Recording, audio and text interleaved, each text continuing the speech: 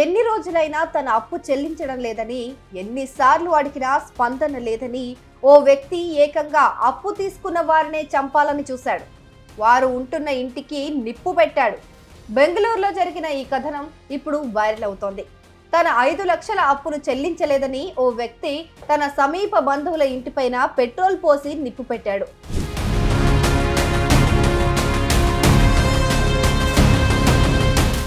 బెంగళూరులోని వివేక్ నగర్ లో నివాసం ఉంటున్న వెంకటరమణి అనే మహిళకు వాళ్ళ సమీప బంధువు సుబ్రమణి అప్పు ఇచ్చాడు. వెంకటరమణి కూతురు వివాహం సందర్భంగా ఈ అప్పు ఇచ్చినట్లు సమాచారం.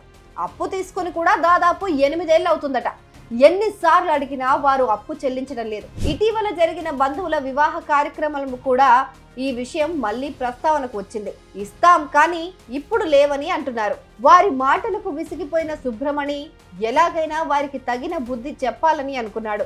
అలా జూలై 1న సాయంత్రం 5:30 గంటలకు వెంకటరమణి ఇంటిపైన పెట్రోల్ పోసి నిప్పు పెట్టాడు.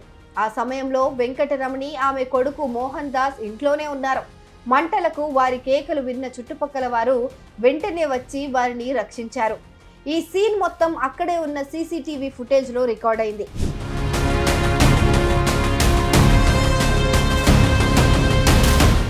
సుబ్రమణి ఇంటి గేటు తెరిచి లోపలికి వచ్చి ప్లాస్టిక్ బాటిల్లో తీసుకొచ్చిన పెట్రోల్ ను ఇంటి డోర్ కిటికీలపైన పోసి మంట పెట్టాడు.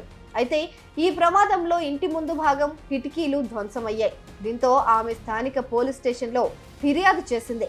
ప్రస్తుతం సుబ్రమణి పరారీలో ఉన్నాడు.